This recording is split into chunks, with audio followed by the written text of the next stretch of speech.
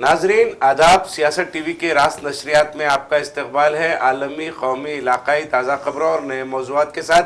मैं सैयद इस्माइल दबीउल्लाह और मेरे हमरा सीनियर साहब सज्जादुल हसनैन आपकी खिदमत में हाजिर है। नाजरीन, शुरुआत करते हैं अजमेर की दरगाह के में मंदिर शिव मंदिर का दावा पेश करते हुए एक शख्स राजवर्धन सिंह परमार ने एक पिटिशन दायर की है राजस्थान कोर्ट में, जिसको राजस्थान की अदालत ने कबूल कर लिया है। नाजरीन, ये एक अफसोसनाक बात है, ये एक तशवीशनाक और ये काबिल मजम्मत बात है कि एक शख्स जो है अजमेर की दरगाह सुल्तान अल हिंद की दरगाह में मंदिर तलाश कर रहा है और वहाँ पर शिव मंदिर होने का दावा कर रहा है। ये इससे पहले भी, इससे कबल भी ये दावा पेश किया गया था, मगर उस दावे को नज़रअंदाज कर दिया गया। मगर राजस्थान की अदालत ने इस दावे को कबूल करते हुए ये एक इशारा दिया है कि हिंदुस्तान में आस्था की बुनियाद पर जब अदालतों में फ़ैसले सुनाए जाते हैं तो फिर अदालतें मजबूर हो जाती हैं इस किस्म की दरख्वास्तों को कबूल करने के लिए। तो नाज़रीन, इसी से हम आज की शुरुआत करते हैं। जी सजा साहब। जी बिल्कुल, देखिए उससे पहले भी इस मामले में एक दरख्वास्त दायर की गई थी जिसे सुप्रीम कोर्ट ने मुस्तरद कर दिया था, लेकिन अब फिर नए सिरे से जो है यह दरख्वास्त दायर की गई है। अब जो है एक और शख्स जो अपने आप को जो है महाराणा प्रताप सेना का मेंबर कहता है, सदर है। सदर। देखिए, हर बार एक नई जो है तंजीम पैदा हो रही है जब से बीजेपी इक़्तिदार में आई है। हर रियासत में जहाँ जहाँ बीजेपी आती है वहाँ वहाँ इस तरह की जो है नई नई तंजीमें पैदा हो जाती हैं। अब जैसा कि राजस्थान में साबिक में कांग्रेस की हुकूमत थी तो इतने मसाइल नहीं थे, लेकिन अब जैसे ही बीजेपी की हुकूमत आई मुख्तलिफ़ मसाइल वहाँ से निकल के सामने आ रहे हैं। और जो है इन मसाइल में से अब एक नया मसला ये है कि फिर से किसी ने जो है एक तंजीम बनाई, अपने आप को सदर साबित किया, फिर एक वकील को पकड़ा सुप्रीम कोर्ट के, फिर उसने जो है एक दरख्वास्त जो है अदालत में दाखिल कर दी और ये दावा उसने किया है कि जो है जो दरगाह का अहाता है उस अहाते में शिवलिंग वाक़ है। और वो ये दावा करता है कि यहाँ माजी में जब यहाँ पे दरगाह नहीं थी, माजी में पूजा हुआ करती थी यहाँ पे। बहरहाल जो है कुछ भी कहने को तो कुछ भी कहा जा सकता है कि देखिए इससे पहले भी यही हुआ था कि हर मस्जिद के नीचे जो है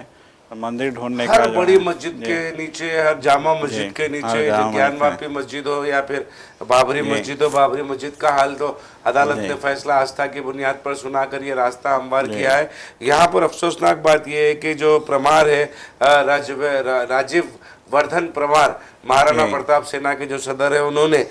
जो है सर्वे से मुताल्लिक मटेरियल, फोटोग्राफ्स और दूसरे दस्तावेज़ात जो है एक शवाहिद के तौर पर, मदद करने वाले शवाहिद के तौर पर उन्होंने अदालत में पेश किया। यहाँ पर अहम बात यह है कि एक ख़दीम जो मरकज़ है मुसलमान, न सिर्फ मुसलमानों का बल्कि वहाँ पर अगर आप देखें अजमेर की दरगाह को अगर आप जाएँ तो देखते हैं कि जितनी तादाद में मुसलमान वहाँ पर अक़ीदत और एहतराम के साथ, मोहब्बत के साथ आते हैं, उतनी ही मोहब्बत और अक़ीदत और एहतराम के साथ उतनी ही तादाद में गैर मुस्लिम बरादरान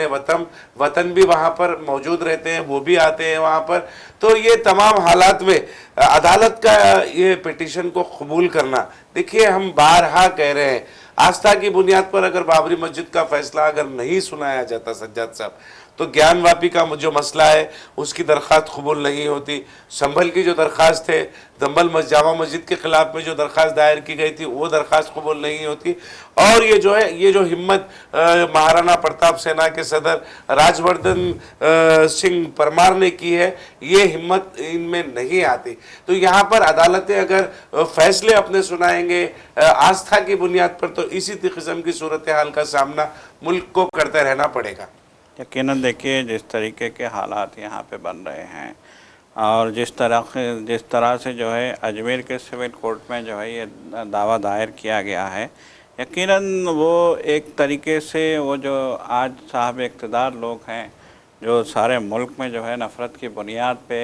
माहौल को प्रागंदा करना चाहते हैं,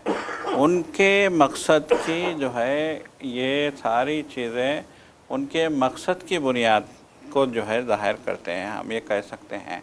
देखिए अजमेर की दरगाह जैसे कि आपने कहा तभी साहब कि यकीनन ये जितनी जो है मुसलमानों के लिए अक़ीदत का मरकज़ है, उतना ही गैर मुस्लिमों के लिए भी ये अक़ीदत का मरकज़ है। और जब हाल ही में उर्स का जो है एहतमाम वहाँ पे किया गया था, हज़रत ख्वाजा गरीब नवाज़ के जो है उर्स का एहतमाम किया गया था, तो सारी दुनिया से आए थे अक़ीदतमंद। आस्ताने आली सारी दुनिया में देखिए, अगर किसी भी मुस्लिम मुल्क का सरबराह हिंदुस्तान का दौरा करता है या फिर गैर मुस्लिम ममालिक का भी अगर कोई सरबराह दौरा करता है, तो आस्ताने आली हज़रत ख्वाजा गरीब नवाज़ की बारगाह पर वो हाज़िरी दिए बगैर नहीं रहता। ये देखिए दुनिया भर से अक़ीदतमंद जो है आस्ताने आली पर हाज़िरी देते हैं। ख्वाजा गरीब नवाज़ रहमतुल्लाहि अलैह के आस्थाने पर ना सिर्फ हाज़िरी देते हैं, बल्कि अपनी मोहब्बत, अपनी वालेहाना अक़ीदत का जो है वो इजहार वहाँ पर गुलहाए अक़ीदत के ज़रिए किया जाता है। तो हम ये देख रहे हैं एक मरकज़ है, एक हिंदुस्तान में अगर हम उसको कहेंगे कि एक बड़ी शनाख्त जो हिंदुस्तान की है, वो शनाख्त के ऊपर अब कार-ए-ज़र्ब का कोशिश की जा रही है और अदालतें जो है उस पर जो है उन्हें मंजूरी दे रहे हैं दरख्वास्तों को कबूल करते हुए। तो ये अफसोसनाक बात है। यकीनन देखिए अजमेर का सिविल कोर्ट दरख्वास्त कबूल भी कर लेता है, जबकि इससे पहले सरदर्ज भी की गई थी। देखिए हाल में जब दरगाह का अवरोध हुआ था, आपको भी याद होगा कि वज़ीर-ए-आज़म ने बाज़ाब्ता जो है वहाँ पे दरगाह में चढ़ाने के लिए चादर रवाना की थी और उस चादर को लेके वहाँ पे आए थे किरण रिजिजू जो अक़लियती उमर के वज़ीर हैं। तो उन्होंने अजमेर में आने के बाद मीडिया से बात करते हुए उन्होंने इतराफ़ किया था कि ये जो आस्ताना है, ये जो दरगाह है, ये अमन अमान का गहवारा है और यहाँ से जो है लोग सुकून लेके जाते हैं। तो उन्होंने ये कहा था कि हम भी यहाँ आए हैं,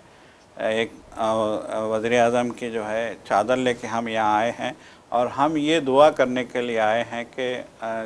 मुल्क तरक्की करे, मुल्क में अमन व अमान हो, मुल्क में सुकून हो, मुल्क के लोग आपस में भाईचारे के साथ, मोहब्बत के साथ रह सकें या रहें। ये जो है उनका पैगाम था। अब आपसी भाईचारे का पैगाम लेके वज़ीर-ए-आज़म का नुमाइंदा आता है अजमेर, और उसी अजमेर की दरगाह पे फिर दूसरी जानिब जो है एक सेना बनती है और उस सेना की तरफ से जो है ये दावा दायर कर दिया जाता है कि वहाँ पे जो है शिव का शिवलिंग वहाँ पे मौजूद है, शिव का यह मंदिर था, मादी में इसको तोड़ा गया, यहाँ पे दरगाह कायम की गई वगैरह वगैरह। बहरहाल अजीब मंतिक है, अजीब सूरत हाल है, अजीब हालात हैं कि ये जिस तरीके से ये जो है बार बार हर मामले में शरंगेज़ी करते हैं, अगर इनको हुकूमतों की इसी तरह से सरपरस्ती हासिल होती रहे तो फिर तो देखिए अजमेर की दरगाह पे जो है केस दायर करने का मतलब सिर्फ मुसलमानों ही नहीं बल्कि पूरे इंडिया के, बल्कि पूरी दुनिया में जो हज़रत ख्वाजा गरीब नवाज़ के जो अक़ीदतमंद हैं, जिनसे अक़ीदत रखते हैं, उनके दिलों को ठेस पहुंचाने का ये काम है। जब सुप्रीम कोर्ट बाबरी मस्जिद के मामले में ये कहता है कि चूँकि एक करोड़ों हिंदुओं की आस्था का सवाल है और फिर वो जो है उनके हक़ में फ़ैसला सुना देता है, तो यहाँ क्या आस्था नहीं है? सबसे बड़ा सवाल ये है कि क्या यहाँ पे भी आस्था की बुनियाद पे जो है फ़ैसले होंगे या फिर जो है इसको प्रमोट किया जाएगा? चिंगारी देखिए मुसलमानों की आस्था की बुनियाद पर अगर अदालत ये दरख्वास्त को मुस्तरद कर देती जी, तो यकीनन जो है एक बेहतरीन फैसला उसको तस्वुर किया जाता और फिर वो फैसला जो बाबरी मस्जिद का फैसला सुनाया गया था आस्था की बुनियाद पर, जिस पर सवालात उठ रहे हैं, तो वो सवालात उठना शायद बंद भी हो जाते। यकीनन देखिए हम 2014 के बाद से ऐसे हिंदुस्तान में रह रहे हैं जहाँ पर मसाजिद के अंदर जो है मनादिर ढूंढे जा रहे हैं, जहाँ पर त्योहारों के मौके पर जो है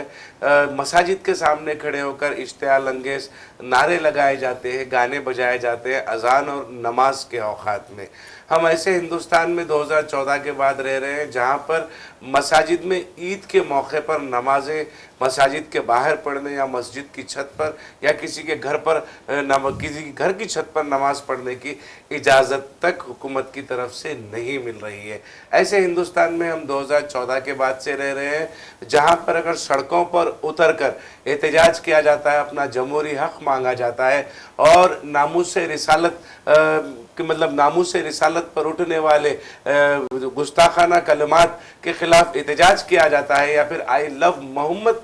लिखा जाता है, आई लव मोहम्मद कहा जाता है, आई लव मोहम्मद का पोस्टर लगाया जाता है, तो गैर जमानती दफात के तहत उन नौजवानों को, उन लोगों को, मुजाहिरीन को गिरफ्तार करके जेलों में बंद कर दिया जाता है। हम एक ऐसे हिंदुस्तान में रह रहे हैं जहां पर जमहूरियत जो है कि नाम जमहूरियत को आहिस्ता आहिस्ता मुकम्मल तौर पर ख़त्म किया जा रहा है, आमिरियत का गलबा हो रहा है और एक मखसूस जहनीत की जो सोच है, नज़रिया है, उस नज़रिए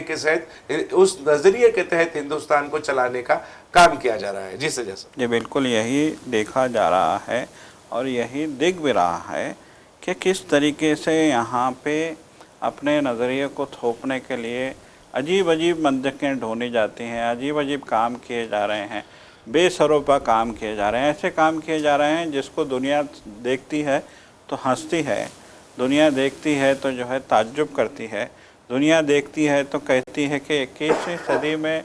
ये जो है कैसे लोग हैं जो 21वीं सदी में जी रहे हैं, और जो है इनके मंतिक अजीब है, इनकी बातें अजीब हैं, इनके जो है दिल से, इनकी ज़ुबान से निकलने वाला हर लफ्ज़ जो है नफ़रत की एक नई बू पैदा करता है। ये कैसे लोग हैं? अब देखिए, हमने देखा कि आरएसएस के सरबराह ने जब वहाँ पे जो है ख़ास तौर पे संभल की अगर मैं बात करूँ, संभल की शाही जामा मस्जिद में जिस तरीके से हंगामा हुआ था, जिस तरीके से वहाँ पे जो है री-सर्वे किया गया था मस्जिद का, और फिर वहाँ पे जो पानी के हौज़ का सर्वे हुआ था, वहाँ पे जो है पानी के हौज़ के फव्वारे को कैसे ये कह दिया गया कि शिवलिंग है, ये तो सारी दुनिया जानती है। तो जब सारी दुनिया में इस मामले पे जो है मीमें बनने लगी, तो उस वक्त जो है आरएसएस के सरबराह ने कहा था बाज़ाब्ता कि हर मस्जिद के पीछे मंदिर ढूंढने की मंतिक हमें तर्क करनी होगी,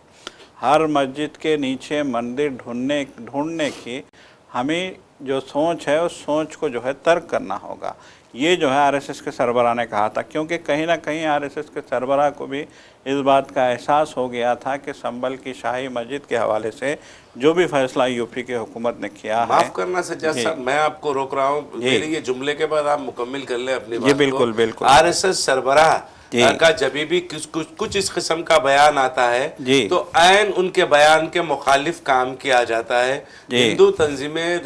ये जो जितनी भी भगवाधारी तंजीमें हैं, वो सड़कों पर उतरकर वो उनके जो बयान है उसके ऐन बयान के बरक्स काम करते हैं। मुझे तो ऐसा लगता है कि वो अपने इस तरीके के बयानात के जरिए इशारा देते हैं उन तंजीमों को और वो तंजीमें सरगर्म हो जाती है। जी बिल्कुल। देखिए कि ना, हम जो है हम ये नहीं कह सकते कि हम ये दावा नहीं कर सकते कि आरएसएस या उसके सरबराह मुखलिस हैं किसी भी मामले में या फिर मुसलमानों के हवाले से। इस बात से जो है हम कभी भी जो है इस बात को कबूल नहीं कर सकते, क्योंकि हमने जो देखा है 2014 के बाद इस मुल्क के हालात जो हमने देखे हैं, और जिस तरीके से मुसलमानों को किनारे करने के लिए, उनको 2 नंबर का शहरी बनाने के लिए, उनके वोट के हक़ को छीनने के लिए और उनको जो है माशी तौर पे तबाह करने के लिए जिस तरह की साजिशें हो रही हैं, उसकी मिसालें बहुत कम मिलती हैं। माजी में हम अगर 70 साल के हिंदुस्तान की तारीख देखें, हिंदुस्तान जब आज़ाद हुआ था तो तकसीम का एक बहुत बड़ा ज़ख्म भी जो है हिंदुस्तान को लगा था। उसके बावजूद हिंदुस्तान में जब जो है हुकूमत कायम हुई, यहाँ जमहूरियत कायम हुई, यहाँ पे जो है इलेक्शन हुए, यहाँ वज़ीर-ए-आज़म का इंतखाब हुआ, सदर का इंतखाब हुआ, एक सिस्टम बना, और फिर जो है आइन की तैयारी का काम शुरू हुआ, इस मुल्क के आइन की तैयारी का काम शुरू हुआ। तो उस वक्त आइन में साफ साफ तौर पे कहा गया था कि ये एक जमहूरी मुल्क है, रिपब्लिक ऑफ इंडिया है, और यहाँ पे हर शख्स को पूरी आज़ादी के साथ रहने का हक़ हासिल है, चाहे वो हिंदू हो, चाहे मुसलमान हो, चाहे सिख हो, चाहे ईसाई हो, चाहे जैन हो, चाहे किसी और मज़हब से ताल्लुक़ रखता हो, सभी को अपने मज़हब पे पूरी आज़ादी के साथ अमल करने, अपने मज़हब पे कायम रहने और अपने मज़हब के मुताबिक ज़िंदगी गुजारने, अपनी मर्ज़ी का खाना खाने, अपनी मर्ज़ी का कपड़ा पहनने और अपनी मर्ज़ी के मुताबिक जो है काम करने की पूरी पूरी आज़ादी दी गई थी और आइन में बाज़ाब्ता जो है ये सारी गुंजाइशें फराहम की गई थी। जब आइन तैयार होकर इम्प्लीमेंट हुआ था तो उस वक्त सारी दुनिया ने इस मुल्क के आइन को हैरत से देखा था और जब लोगों ने कहा था कि क्या ये आइन ये मुतनव्वुअ जो मतलब तहज़ीब के, मुतनव्वुअ सक़ाफ़त के और मुख्तलिफ़ मज़ाहिब के रहने वाले बासियों का ये मुल्क है, इस मुल्क में इतना खूबसूरत आइन क्या पूरी तरीके से जो है ये इम्प्लीमेंट हो सकेगा। लेकिन फिर लोगों ने देखा कि ये कामयाबी के साथ जो है नाफिज भी हुआ और कामयाबी के साथ आज तक चला रहा है। अगर इस आइन से किसी को तकलीफ़ है तो वो आरएसएस को तकलीफ़ है, इस आइन से किसी को तकलीफ़ है तो आरएसएस की सरपरस्ती में चलने वाली सियासी जमात बीजेपी को इस आइन से तकलीफ़ है। और गाहे माहे हम देखते हैं कि बीजेपी कायदीन की ज़बान से जो बातें निकलती हैं वो बातें जो है ये साफ ज़ाहिर करती हैं कि उन्हें जो है तकलीफ़ है। यकीनन तकलीफ़ है। तकलीफ़ तो ठीक है, आपको आप तासुब है, आपकी पार्टी का नज़रिया है, इसीलिए आप उस पार्टी में हैं। बीजेपी का नज़रिया ही जो है वो मुसलमानों के ख़िलाफ़ नफ़रत भड़काने का है। वो नफ़रत भड़काती आ रही है, दो से जो है आज साहब इक़्तिदार हो गए मरकज़ पे। तो ये तमाम चीज़ें उनकी नफ़रत की बुनियाद पर है। और ये ताज्जुब इस बात का है कि सेक्युलर हिंदुस्तान, जमहूरी हिंदुस्तान, जिसकी बुनियादों में जो है सेक्युलरिज़म हिंदुस्तान की भरा हुआ है, उसके बावजूद भी बीजेपी जैसी फ़िरका परस्त सियासी जमात जो है इक़्तिदार हासिल करने में 300 से ज़ायद सीटें जीतने में वो कामयाब हुई है। ये जो है एक सबसे बड़ा एक सवाल है उन लोगों के लिए जो सेक्युलरिज़म को बरकरार रखने के लिए, हिंदुस्तान की जमहूरी छवि जो है उसको बरकरार रखने के लिए, उसको मुतासिर होने से बचाने के लिए जो लोग काम करने का दावा करते हैं, उनकी कारकर्दगी कहीं ना कहीं वो अपनी कारकर्दगी में नाकाम हुए हैं। नाज़रीन, हम यहाँ पर यही कहेंगे कि जिस तरीके से ये कबूल किया गया है इस फैसले को, इस दरख्वास्त को कि भाई अजमेर की जो दरगाह में जो है शिव मंदिर होने का दावा करने वाली दरख्वास्त को कबूल किया गया है कि कॉन्स्पिरेसी है, ये राइट विंग ग्रुप्स की जानिब से जो तैयार किया गया, दाएं बाजू जो ग्रुप होते हैं शरपसंदों के, शरपसंद नासिर के, फ़िरका परस्तों के, मैं तो वो तमाम लोगों को जो दहशतगर्द करार दूंगा, जो मजलूमों को मारते हैं, जो मतलब जिसके जो कारोबारों को जला देते हैं, जो दुकानात और मकानात को इंतशार की आग में जला देते हैं, फ़िरका परस्ती की आग में जला देते हैं, मैं उन्हें शरपसंद नहीं बल्कि दहशतगर्द कहूँगा। इन दहशतगर्दों की जानिब से तैयार की गई एक साजिश है। इससे पहले भी ये साजिश उठी थी, सुप्रीम कोर्ट ने उसको मुस्तरद कर दिया और अब राजस्थान की अदालत ने उसको कबूल कर लिया। ये काबिल तशवीश बात है। आने वाले दिनों में 21 फरवरी को इस मामले पर जो सुनवाई मुकर्रर की गई है, देखना है कि पहली सुनवाई में अगर ये मामला मुस्तरद कर दिया जाता है तो फिर यकीनन हम अदालतों पर जो यकीन है, जो लोगों का, इस मुल्क के अक़लियतों का, इस मुल्क के दबे कुचले लोगों का, इस मुल्क के दलितों का, कबाइलियों का जो यकीन है ये अदालत पर है, अदालती निज़ाम पर हिंदुस्तान के अभी बाकी है, वो जो है बरकरार रह सकता है। तो 21 फरवरी को इस मामले पर सुनवाई होगी और सुनवाई के बाद देखते हैं कि ये जो कार्रवाई है, दरख्वास्तें आगे बढ़ती है या वहीं पर ख़त्म हो जाती है। एक खबर अहमदाबाद से नादरीन, SIR को लेकर, जिस SIR के मुतालिक मुसलसिल कांग्रेस पार्टी और अपोजिशन की सियासी जमातें, सारी हस्ब इख्तिलाफ सियासी जमातें जो है SIR के ख़िलाफ़ में बात कर रही हैं, SIR को एक हथियार करार दे रही है जिसके ज़रिए से बीजेपी जो है इक़्तिदार हासिल करने की साजिश कर रही है। इस तरीके की बातें SIR पर लग रही हैं। उसी SIR के मुतालिक एक खबर अहमदाबाद से ये आ रही है कि वहाँ पर अहमदाबाद के दरियापुर और जमालपुर असम्बली हलकों में कई सैकड़ों लोगों को जो है, सैकड़ों मुसलमानों को SIR में मुर्दा करार दे दिया गया है जबकि हालांकि वो लोग जिंदा हैं। ये इल्ज़ाम वहाँ के मुकामी लोगों ने लगाया है कि SIR का जो प्रोसेस है उसमें बाज़ाब्ता तौर पर वो जो लोग जिंदा हैं, हालांकि वो उन्होंने पिछले इलेक्शन में वोट भी डाला था, उन्हें मुर्दा करार दिया गया है। जिस जैसा कि देखिए, इनका ये कहना है दरियापुर और जमालपुर असम्बली हलके जो हैं अहमदाबाद के, ये दोनों हलकों में मुसलमान अक्सरियत में आबाद हैं। तो उस असम्बली हलके के लोगों का कहना है कि उन्होंने फार्म भरा, SIR फार्म भरा, उन्होंने सारी जो है जो मतलब एक फार्म के लिए दरकार सारे दस्तावेज़ात जो है उन्होंने BLO के हवाले किए और फिर उन्होंने जो है सारी फार्मेलिटीज़ पूरी की। उसके बावजूद जब जो है फाइनल लिस्ट निकल के आती है तो उसमें उन्हें मुर्दा करार देते हुए उनका नाम हज़फ कर दिया जाता है। तो ये एक तशवीश की बात है। देखिए रबी साहब, अभी कुछ देर पहले आप कह रहे थे कि जो है इतना नफ़रत, इतने हालात, इतनी जो है शरंगेज़ी के बावजूद बीजेपी इक़्तिदार में क्यों है। तो यहाँ हमें लगता है कि मुल्क का एक बड़ा तबका जो है बीजेपी को मुस्तरद कर चुका है, उसको बीजेपी को उसने देख लिया। ये लोग आए थे इक़्तिदार में विकास के नाम पे। इन्होंने कहा था कि हम सबका विकास करेंगे, सबका साथ लेके चलेंगे, और उन्होंने कहा था कि मुल्क को एक सुनहरी हिंदुस्तान बनाएंगे, मुल्क को जो है विश्वगुरु बनाएंगे। तो यकीनन इन लोगों ने जो है बड़े बड़े वादों के साथ इक़्तिदार हासिल किया था और कहा था कि इतनी दौलत है हमारे मुल्क में, इतनी ब्लैक मनी है हमारे मुल्क की बाहर के मुल्कों में कि उसको इस मुल्क में लाया जाए तो हर आदमी जो है करोड़पति बन जाएगा, हर आदमी की जेब में 15 लाख रुपए आएंगे, इतना जो है पैसा आएगा। अब कहा यह जा रहा है कि हर आदमी पे जो कर्ज का बोझ था 2014 से पहले, वो कर्ज का बोझ दुगना तिगना चौगुना हो गया है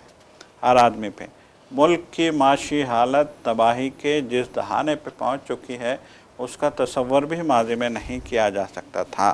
फिर उसके बाद हम देख रहे हैं कि बेरोज़गारी अपनी जो है इंतहा पे पहुंच चुकी है। फिर उसके बाद हम देख रहे हैं कि गुर्बत जो है इस मुल्क का, इस मतलब ये कि गुर्बत ने इस मुल्क में डेरे डाल लिए हैं।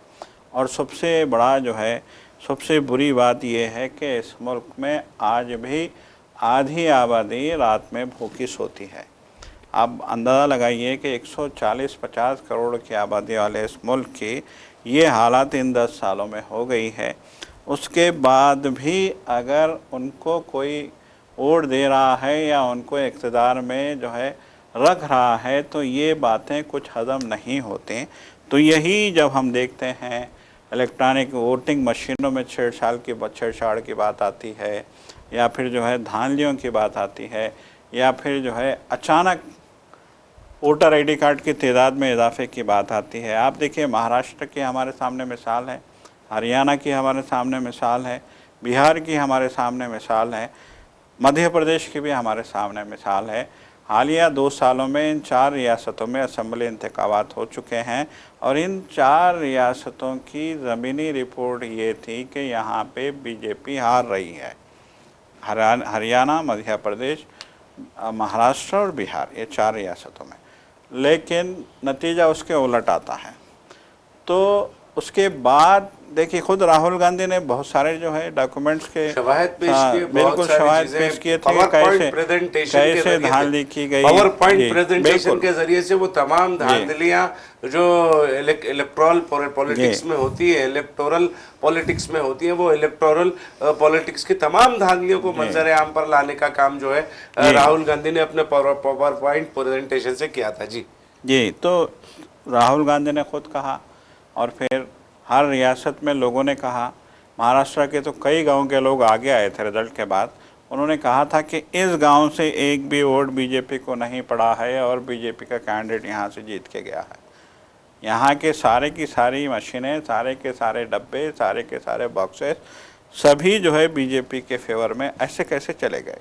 ये सवाल था। तो उसको देखिए, मीडिया को तो अब ज़ाहिरी बात है बीजेपी ने ख़रीदा हुआ है, मीडिया ने पूरी तरीके से उसको दबा दिया। सोशल मीडिया में इक्का दुक्का कहीं कहीं आ जाती हैं, एकाध वीडियो वायरल हो जाता है, वरना सोशल मीडिया पे भी अब धीरे धीरे जिस तरीके से गिरफ्त किया जा रहा है सोशल मीडिया को, जिस तरीके से मॉनिटर किया जा रहा है, आने वाले दिनों में ऐसा मालूम होता है कि सोशल मीडिया को भी पूरी तरीके से अपने कंट्रोल में ले लिया जाएगा। बहरहाल जो कुछ हो, तो अब हम देख रहे हैं कि अचानक SIR लागू किया जाता है बिहार से। बिहार में इलेक्शन थे, इलेक्शन से 1 महीना पहले SIR वहाँ पे इम्प्लीमेंट किया गया, जबकि उनका ये कहना था कि 6 से 7 करोड़ वोटर हैं यहाँ पे और जो है 1 महीने में सारे वोटरों की तनख्ही नज़रसानी मुमकिन नहीं है। उसके बावजूद जबरन किया गया। फिर उसके बाद हमने रिज़ल्ट देखा कि कितने लाख 70 लाख जो है वोटरों के नाम हज़फ किए गए और उनको मौका मिलता अपनी जो है मौजूदगी साबित करने। इससे पहले वहाँ इलेक्शन हो गया और आज हम रिज़ल्ट देख रहे हैं, क्या रिज़ल्ट निकल के वहाँ पे आया। जिस नीतीश कुमार को लोग 20 साल से झेल रहे थे और अब लोगों ने कहा था कि अब की बार हम जो है नौजवान लीडर को मौका देंगे, और तेजस्वी और राहुल ने तहलका मचा दिया था बिहार में। जिस तरीके से उन्होंने कैंपेनिंग की थी, जिस तरीके से वो लोगों के करीब गए थे, जिस तरीके से गली गली गांव-गांव उन्होंने कैंपेनिंग की थी, और जो रिस्पांस वाले हाना रिस्पांस लोगों का उनके लिए देखा गया था, इसकी माजी में नज़ीर नहीं मिलती। उसके बावजूद जो है बिहार में फिर से बीजेपी आ जाती है, फिर से नीतीश कुमार वहाँ पे चीफ मिनिस्टर बन जाते हैं। फिर उसके महाराष्ट्र में जिस तरीके से संजय राउत ने दो टोक अंदाज में कहा था कि महाराष्ट्र में ये लोग जो है धांधली के ज़रिए जीत के इक़्तिदार पे कब्ज़ा किया है इन्होंने। संजय राउत ने कहा था कि अगर बैलेट पे यहाँ पे पोलिंग होती तो बीजेपी को 4 सीटें भी नहीं मिलती। इतनी बुरी हालत बीजेपी के वहाँ पे थी। हालिया म्यूनसिपल इलेक्शंस में हमने देखा, मुंबई म्यूनसिपल इलेक्शन के इंतखाबात जब हुए उसमें देखा कि किस तरीके से वोटर्स को पैसे बांटे जा रहे थे। हालांकि ये तमाम चीज़ें कैमरों में कैद हुई, आम शहरियों ने ये देखा। पता नहीं इलेक्शन कमीशन क्यों नींद की गोली खाकर सो रहा था। रियासती इलेक्शन कमीशन ने, अगर आप जो है मातहत काम कर रहे हैं रियासती हुकूमत के, तो फिर ये अफसोसनाक बात है। एक जमहूरी इदारा है, खा वो कौमी इलेक्शन कमीशन हो, अगर वो मरकज़ के इशारों पे अगर काम कर रहा है तो ये अफसोसनाक बात है। अगर रियासती इलेक्शन कमीशन है वो रियासती हुकूमत के इशारों पे काम कर रहा है तो वो भी अफसोसनाक बात है।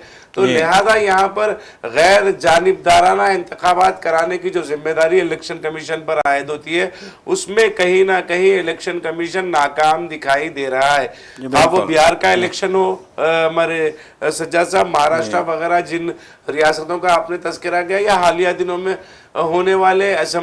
बल्दी इंतखाबात हो, बल्दी इंतखाबात हो, मजालिस मुकामी के इंतखाबात हो, तमाम में जो है मरकज़ी और रियासती इलेक्शन कमीशन कहीं ना कहीं उसकी मतलब खामियां, उसकी कोताहियां, उसकी गफलतें, उसकी नाकामियां उभर कर सामने आई है। महाराष्ट्र में अगर हम बात करें तो मुंबई म्यूनिसिपल कॉर्पोरेशन के इलेक्शंस में आपने वीडियो देखे, पूरे सोशल मीडिया पर वीडियो वायरल हो रहे हैं पैसे बांटते हुए बीजेपी कारकुनों को, और बीजेपी कारकुनों को लड़ाई झगड़ा करते हुए, बूथ कैप्चरिंग करते हुए भी दिखाया गया है उन वीडियोस में। उसके बावजूद भी इलेक्शन कमीशन कोई कार्रवाई नहीं करता। अफसोस की बात है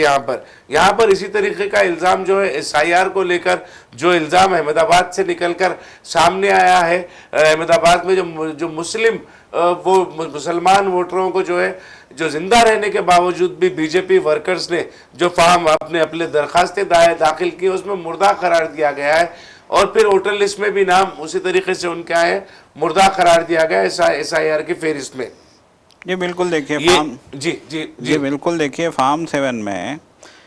जब नाम जो है फॉर्म 7 में दाखिल करने के बावजूद नाम डिलीट किए गए, तो ये तो बाज़ाब्ता डेटा फ्राहम किया जा रहा है। लोगों की तरफ से लोग कह रहे हैं कि हमने फॉर्म 7 में अपना नाम शिफ्ट हुए, जो भी उनके अपने जो प्रॉब्लम्स हैं उसको मेंशन करते हुए फॉर्म 7 उन्होंने भरा, मगर जब बीजेपी के वर्कर्स जो है उसको बदलने का काम वहां पर कर रहे हैं। जी बिल्कुल। तो ये देखिए, अगर मुसलमान वोटर्स को, अगर आप जो जमालपुर हो या फिर दूसरा क्या है, दरियापुर का असेंबली हल्का हो, दरियापुर या जमालपुर असेंबली हल्के से अगर आप मुसलमानों को मुर्दा करार देकर अगर इलेक्शन जीतना चाह रहे हैं तो फिर आप जीत जाए इलेक्शन। फिर उसी तरीके की बात होगी गुजरात में, फिर वही जो है नफरत का नंगा नाच का सिलसिला जारी रहेगा। इसी तरीके की खबर जो है, एक खबर राजस्थान से भी आ रही है। राजस्थान के जो कांग्रेस के सरबराह है गोविंद सिंह दोतसारा, वो कह रहे हैं कि 45 लाख वोट जो है वो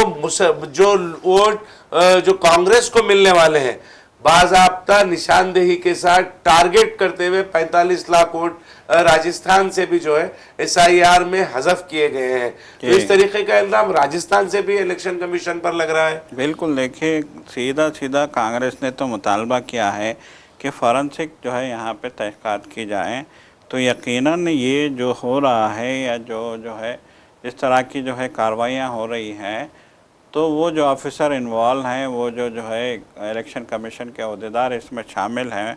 ये इस तरह की धांधलियों में, उनके ख़िलाफ़ अगर कड़ी कार्रवाई नहीं होती है तो फिर आने वाले वक्त में देखिए, अगर साहब इक़्तिदार लोग इस तरीके से धांधलियाँ करते रहेंगे तो फिर ये जमहूरियत को कमज़ोर करने और एक आम शहरी के वोट के हक़ को छीनने का जो है मामला होगा। देखिए, इससे पहले तो ममता बनर्जी सीधे सुप्रीम कोर्ट पहुंच गई थी जी। ममता बनर्जी ने तो डोरतोक अंदाज में कहा था कि अब भी एसआईआर पर, मगरिबी बंगाल के एसआईआर पर सुप्रीम कोर्ट में मुकदमा जेर इल्तिवा है, जेर सुनवाई ये चल रही है, हियरिंग उसकी। जी बिल्कुल, यकीनन।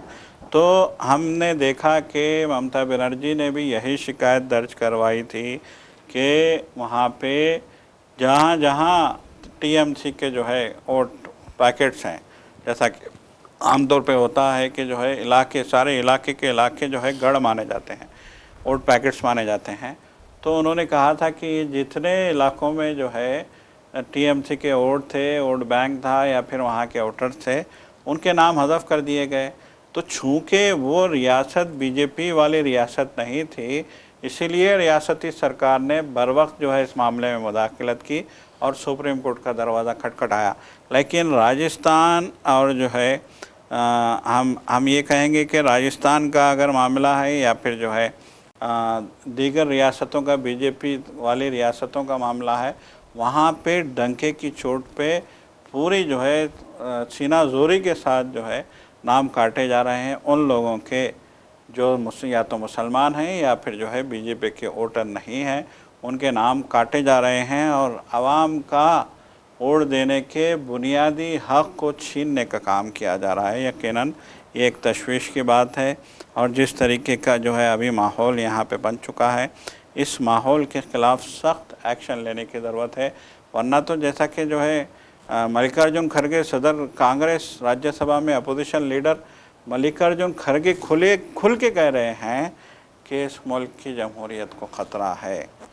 और बीजेपी जिस तरह के काम कर रही है वो जमहूरियत के खात्मे के जानिब पेशकदमी के तौर पे देखा जाएगा। यकीनन देखिए, इसको अब जमहूरियत का खात्मा ही कहेंगे। अदालतें आस्था की बुनियाद पर फैसले सुनाते हैं, अदालतें ऐसी दरखास्तों को कबूल करते हैं जिसके ऊपर जिसका मौक़ुफ़ वाज़ेह है, मुकम्मल तौर पर वाज़ेह मौक़ुफ़ है। और जहाँ पर एसआईआर के नाम पर वोटर्स को, अपने दस्तावेज़ात जमा कराने वाले वोटर्स के नामों को हज़फ कर दिया जाता है, फिर ऐसे उन इलाकों में जो आपको बीजेपी के खिलाफ में वोट पड़ने वाले इलाके हैं उनकी निशानदेही करते हुए वोटों को हज़फ करना, ये जमहूरी निज़ाम का हिस्सा हरगिज़ नहीं है। ये आमिराना निज़ाम का हिस्सा है। ये गैर मौलाना इमरजेंसीज़ को हम कर सकते हैं, गैर मौलाना आमिरियत, इसको डिक्टेटरशिप, इसको हम बाज़ाब्ता इसको हम नाम दे सकते हैं। ये इसलिए मैं कह रहा हूँ सज्जाद साहब, देखिए मगरिबी बंगाल में इतना हंगामा हुआ, बीएलओज के खुदकशियाँ हुए, बीएलओज ने अपने आप को गोलियां मार ली, गुजरात में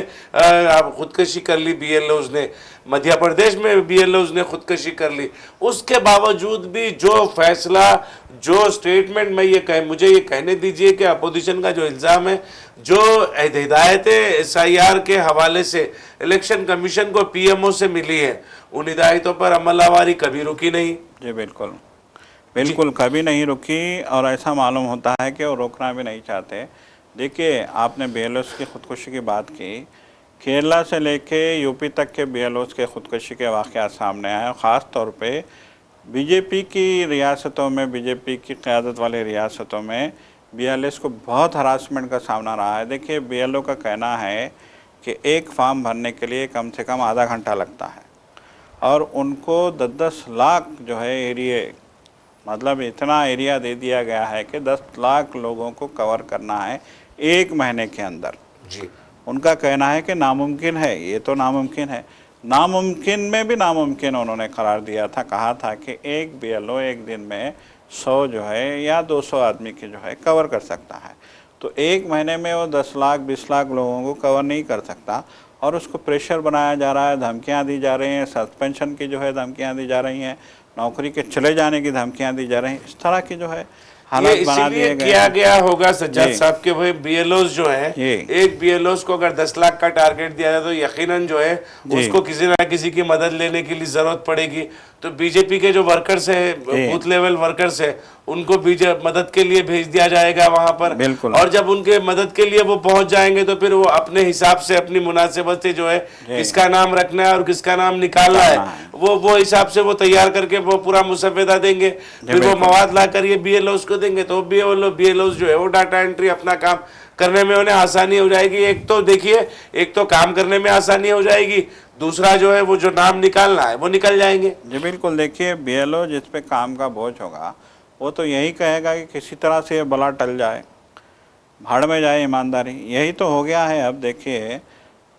कानून के दायरे में गैर कानूनी काम कैसे करने हैं ये कोई बीजेपी से सीखे। जी। पार्लियामेंट से लेके सड़क तक,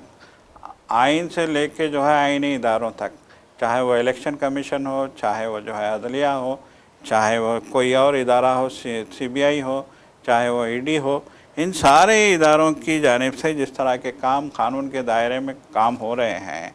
उन कामों को देखते हैं कि दुश्मनों को जिस तरीके से टारगेट किया जाता है उसको हम देखते हैं तो यकीनन ताज्जुब होता है कि ये जो है कानून के दायरे में गैर कानूनी काम करने का जो है इन्होंने ये अपना ये एजेंडा कैसे इन्होंने तैयार किया और कैसे इस एजेंडे को इम्प्लीमेंट कर रहे हैं, ये भी एक बहुत बड़ा जो है सवाल यहाँ पे पैदा हो रहा है। और अपनी इन कामों को जस्टिफाई करने के लिए वो मुसलसल कांग्रेस पे हमलावर हैं,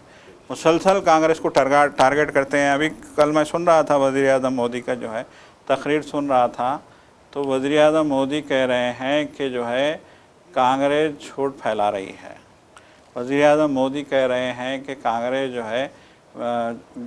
झूठे प्रोपेगेंडों की बुनियाद पे जो है इलेक्शन जीतना चाहती है, लेकिन हम ईमानदारी से काम कर रहे हैं इसलिए लोग हमें वोट दे रहे हैं, हमें जितवा रहे हैं। वो बम्बई इलेक्शन, महाराष्ट्र इलेक्शन के बारे में वो बात कर रहे थे, बल्दी इंतखाबात के बारे में। और वो देखिए अब लोकल बॉडी इलेक्शन का जो है वहां पर यहाँ इससे साफ जाहिर होता है इतनी धांधलियां, इतने पैसे की मतलब दरिया बहा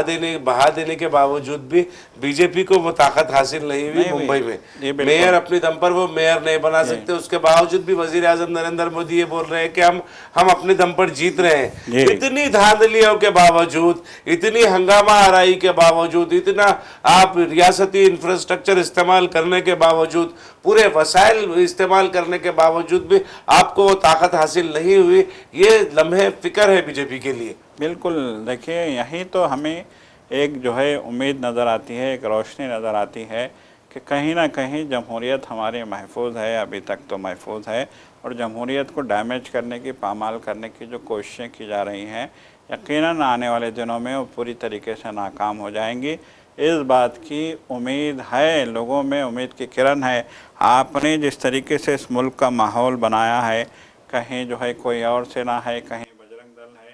कहीं जो है हिंदू वाहिनी है, मतलब है कि हर एरिया में आपने मुख्तलिफ नामों से कुछ जो है लोगों को पाल के आपने रखा हुआ है। उसी का नतीजा है कि आज अजमेर दरगाह पे महाराणा प्रताप सेना ने क्लेम कर दिया।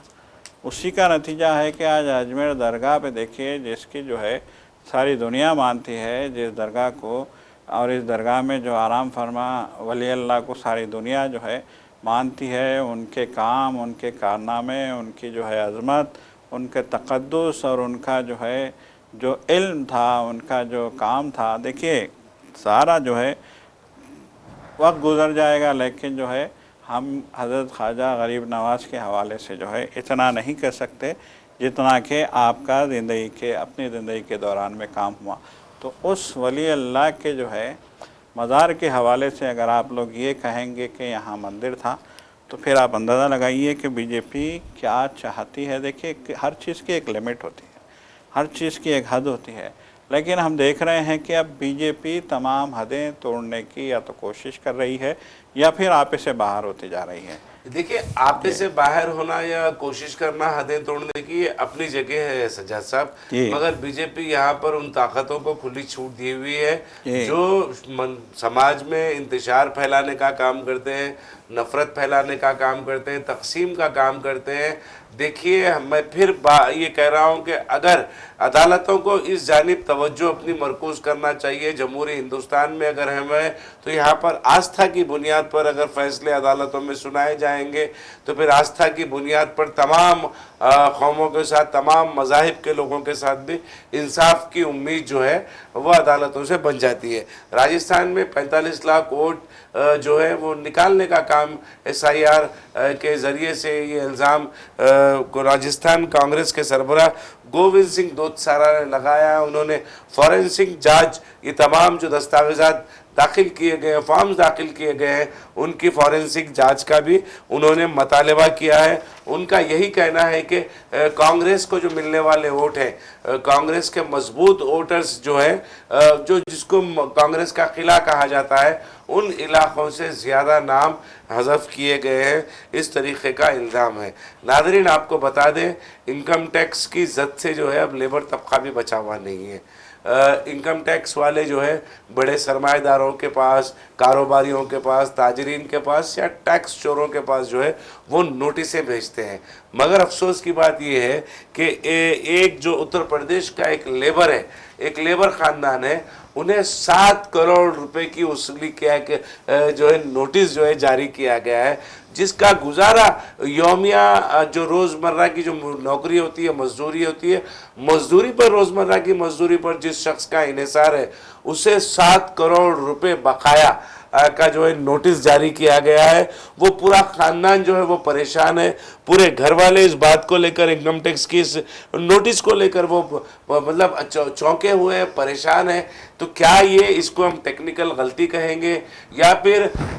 इनकम टैक्स अहदेदारों को आदत हो गई है कि भाई इस तरीके की बेजा नोटिसें अरसाल करते हुए मासूम शहरियों को परेशान करें? जी बिल्कुल, देखिए अभी हम कुछ देर पहले ये बात कर रहे थे कि आज इस मुल्क के गरीबों की ये हालत हो गई है कि वो जो है आधा मुल्क रात में भूखा जो है सोने के लिए मजबूर है, एक वक्त की रोटी जो है मिल रही है, ये सूरत हाल है। अब इस सूरत हाल में हरदोई से जो है ये खबर आई है कि जो है वहाँ के एक लेबर को, जो मज़दूरी का, मेहनत मज़दूरी का काम करता है, और उस लेबर का काम का खुद ये कहना है कि मैं दिन में जो है 3 रोटी नहीं कमा पाता हूँ। मुझे रोज़ाना 3 रोटी के लिए जितनी मेहनत करनी पड़ती है उसमें 2 रोटी मिलती है। 2 वक्त की रोटी भी जो है मुश्किल से मिलती है मुझे, और मुझे 7 करोड़ रुपए का नोटिस जारी कर दिया गया है। अब वो बेचारा जो है इस नोटिस मिलने के बाद उसकी पूरी फैमिली शॉक है, और वो जो है अपीलें पे अपीलें कर रहा है chief minister Yogi Adityanath administration से, उसने नुमाइंदगी, वकला से उसने मुलाकात की, चीफ मिनिस्टर योगी आदित्यनाथ से दरखास्त उसने की, लेकिन कोई हल नहीं हासिल हो रहा है, कोई हल नहीं निकला है। 7 करोड़ रुपए की नोटिस एक लेबर को, इस तरीके का एक, देखिए यहाँ पर या तो फिर वो जहनियत पे जो फ़िरका परस्ती छा गई है अहदेदारों की, क्योंकि ये वाक़या हरदोई का है, उत्तर प्रदेश का है। उत्तर प्रदेश में ज़िला इंतज़ामिया हो या मुकामी इंतज़ामिया हो या रियासती इंतज़ामिया हो, तमाम जो है वो जानिबदारी से काम कर रहे हैं। ये बाज़ाब्ता तौर पर हमें दिखाई दे रहा है। मगर जब जानिबदाराना आपका जहन बन जाता है तो आप ही के लोग भी उसकी जद में आते हैं। उसकी एक ताज़ा मिसाल ये है, 7 करोड़ रुपए का जो नोटिस है। देखिए एक मामूली शख्स, लेबर, जिसका जिक्र सज्जाद साहब ने भी कहा, अपने तबसरे में किया, मैं भी ये कह रहा हूँ कि जिसके पास खाना एक रोज़ एक दिन के अपना जो खाना है उसकी रोटी रोज़ी के लिए वो जो है उसका इन्हिसार जो है यौमिया उजरत पर है, उसे 7 करोड़ रुपए का नोटिस जारी किया गया है। ये बिल्कुल यकीनन, देखिए नंबर की भी बड़ा दिलचस्प नंबर है ये नोटिस का, 7,15,92,786 ये जो है इनकम टैक्स वालों ने इतने पैसे मांग लिए हैं उससे, और वो परेशान है, उसकी पूरी फैमिली परेशान है। और जो है यकीनन जिसने भी ये खबर सुनी होगी वो भी दंग रह गया होगा कि आखिर जो है इनकम टैक्स डिपार्टमेंट को हो क्या गया है कि गरीब मज़दूर जो रोज़ाना यौमिया उजरत पे काम करता है उसको जो है नोटिस भेज दिया बग़ैर सोचे समझे, बग़ैर इंक्वायरी करे। इससे साफ ज़ाहिर हो रहा है कि किस तरीके से इनकम टैक्स भी जो है यहाँ पे कितनी लापरवाही के साथ इनकम टैक्स काम कर रहा है, महकमा इनकम टैक्स। तो बहरहाल ये एक तशवीशनाक खबर है, अफसोसनाक खबर है, और जो है बीजेपी की क़यादत वाले रियासत में इंतज़ामिया की नाअहली को जो है ये यकीनन तमाम ओहदेदारों की तवज्जो जब जानिबदारी पे आ जाएगी, फिरका परस्ती की बुनियाद पर आ जाएगी, और जब खाली तवज्जो सिर्फ मुसलमानों को या अक़लियतों को निशाना बनाने की सोच अगर रियासती हुकूमत की रहेगी, वो नज़रिया ओहदेदारों में भी यकीनन आएगा। क्योंकि हम देखें, मुसलसिल देखते आ रहे हैं कि जो हुक्मरान जमात होती है, हुक्मरान जमात की जो सोच होती है, उनका नज़रिया जो होता है, उसी नज़रिए की बुनियाद पर जो है वो वहाँ पर काम करते हैं, कार्रवाइयाँ अंजाम देते हैं। हमने तेलंगाना में भी ये बात देखी, आंध्रा में भी हम देख रहे हैं, उत्तर प्रदेश हो या मध्य प्रदेश हो, उन रियासतों में भी हम मुसलसिल ये देख रहे हैं कि ओहदेदार जो है उसी नज़रिए पे काम करते हैं जो बरसरे इख्तिदार सियासी जमात का एजेंडा हो। एजेंडे के तहत अगर काम हो रहा है तो वहाँ पर ओहदेदार नाअहल हो जाएंगे। नाअहली इस हद तक बढ़ जाएगी कि एक मजदूर पेशा शख्स को जिसका इन्हिसार जो है उसकी यौमिया उजरत पर है गुजारे का, उसको 7 करोड़ रुपए की जो है नोटिस जारी की जाती है इनकम टैक्स बकाया जात की। ये अफसोसनाक खबर है। यकीनन ये एक दिलचस्प भी है, मज़ायका ख़ीज़ भी है, मगर साथ में ये सोचने वाली बात है, गौर व फिक्र की बात है। कल के दिन किसी को भी उत्तर प्रदेश हो या तेलंगाना हो, आंध्रा में हो, किसी भी शख्स को इनकम टैक्स की इस तरीके की 7 करोड़, 7.5 करोड़ बकाया जात, 7 करोड़ 15 लाख 786 वगैरह जो भी आदाद है, वो आदाद पर मुश्तमिल एक नोटिस आ सकता है जिस वजह से। ये बिल्कुल यकीनन जो है जिस तरीके का नोटिस गया है, उस नोटिस को देखते हैं हरदोई के गोविंद कुमार को, तो उस नोटिस को देखते हैं तो अब सभी के लिए ये ख़तरे की निशानी है कि जिस तरीके से गोविंद कुमार को परेशान किया गया है, किसी को भी किया जा सकता है। देखिए आजकल ये हो गया है कि जिसने अकाउंट बैंक में खुलवा लिया, उसके जो है सारे रिकॉर्ड पूरे जो है इनकम टैक्स महकमे के पास पहुंच जाते हैं, और इनकम टैक्स महकमा बैंक के ट्रांजैक्शन की बुनियाद पे कभी भी नोटिस उसको जारी कर सकता है। तो बहरहाल जो है ये जो खबर है यकीनन ये एक तशवीश की जो है तरफ इशारा करती है कि कहीं बीजेपी आने, जिस तरह से SIR के नाम पे लोगों को परेशान करने का काम किया है, जिस तरह से नोटबंदी के नाम पे पूरे मुल्क को जो है दहशत में डालने का काम किया है, जिस तरीके से लॉकडाउन के नाम पे पूरे मुल्क को जो है भूखा रखने का काम किया है, यही बीजेपी, यही मोदी सरकार आने वाले दिनों में कहीं इस तरह की जो है दहशत मचाने ना लग जाए। देखिए हर काम जो है संग दिलाना है। हमने देखा कि इससे पहले पार्लियामेंट में जो कानून पास हुए हैं ट्रांसपोर्टेशन के हवाले से, लोगों को जो है चालान के हवाले से, जो बंदा 100 रुपये चालान भरता था उसको 1000 रुपये, 3000 रुपये, इस तरह के संग दिलाना फ़ैसले मुसलसल बीजेपी कर रही है, बीजेपी सरकार कर रही है। और आने वाले दिनों में आम आदमी के लिए राहत का उसके पास कोई इंतज़ाम नहीं है, ऐसा मालूम होता है। यकीनन राहत का कोई इंतज़ाम नहीं है, संग दिलाना फैसले किए जा रहे हैं। जैसा कि सज्जाद साहब ने इशारा दिया, आने वाले दिनों में इस तरीके की नोटिसें जो है किसी के लिए भी अरसाल होती है, परेशान करने के लिए, दबाव के लिए, ब्लैकमेल के लिए, या फिर जो है अपनी तरफ माइल करने के लिए हुकूमत की जानिब से जो है इस तरीके के फ़ैसले हो सकते हैं। हमें इशारा मिल गया है, 2-3 अहम खबरें हैं जिसका तस्करा नागुज़ीर है करते हुए हम आगे बढ़ जाएंगे। एक तो ये खबर है सज्जाद साहब के वाराणसी के मणिकर्णिका घाट पर एक मुजस्सिमा था अहिल्या बाई होलकर का, वो मुजस्सिमा मुनहदम कर दिया गया है, जिसके बाद हंगामा आ रही हुई। वहाँ पर लोगों ने, अहिल्या बाई होलकर के चाहने वालों ने, अक़ीदतमंदों ने वहाँ पर हंगामा आ रही की एहतजाज किया, जिसमें 18 लोगों को वाराणसी घाट से, मणिकर्णिका घाट से गिरफ्तार कर लिया गया। उनका कसूर यही था कि ये जो डेवलपमेंट के नाम पर मणिकर्णिका घाट को तरक्की देने के नाम पर जो वहाँ पर तामीरी सरगर्मियों के हवाले से जो मुजस्सिमा मुनहदिम किया गया, उसे तोड़ने की ज़रूरत नहीं थी। 18 लोगों को तहवील में ले लिया गया है। वहाँ पर एहतजाज का इम्कान है, ये जो शिद्दत भी अख्तियार कर सकता है आने वाले दिनों में ये एहतजाज। और एक खबर कर्नाटका से आ रही है। कर्नाटका के DGP senior IPS officer Ramchandra Rao को इसलिए सस्पेंड कर दिया गया है कि उनकी जो है नामुनासिब वीडियो खातून के साथ जो है हंसी मजाक करते हुए, और मतलब एक में बेहुदा हरकतें करते हुए एक खातून के साथ सोशल मीडिया पर वायरल हो गई थी। वो वीडियो वायरल होने के बाद, वो फुटेज मंजर आम पर आने के बाद जो है जो डिसिप्लिनरी कार्रवाई एक्शन के तौर पर कर्नाटका हुकूमत ने सीनियर IPS ऑफिसर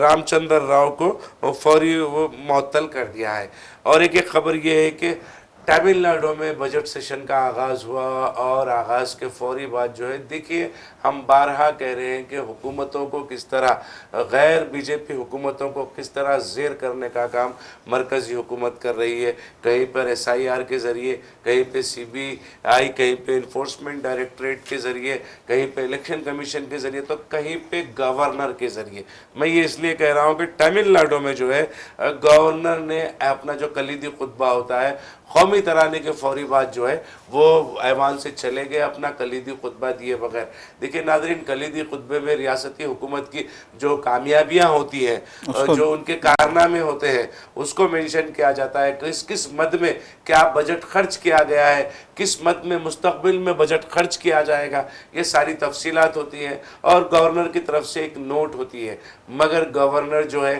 तमिलनाडु के RN रवि जो है वो बगैर तकरीर किए तमिलनाडु की असम्बली से चले गए। ये एक अफसोसनाक हरकत है, एक गैर जमहूरी और एक गैर दस्तूरी हरकत है। गवर्नर को इस तरीके की हरकत नहीं करनी चाहिए। यकीनन गवर्नर जो है अपॉइंट किए हुए होते हैं, उनका तकर्रुर मरकज़ी हुकूमत की जानिब से होता है। उसके बावजूद भी गवर्नर को जमहूरी इक़्तिदार को पामाल करना नहीं चाहिए था। तो नाज़रीन, अब वक्त तो चला है, सियासत TV के दीगर प्रोग्रामों से आप जुड़े रहें। हमारा ये प्रोग्राम आपको कैसा लगा, आप ज़रूर अपनी राय कमेंट बॉक्स में अरसाल करें और सियासत TV की सारी टीम को अब दे इजाज़त। खुदा हाफिज़। खुदा हाफिज़।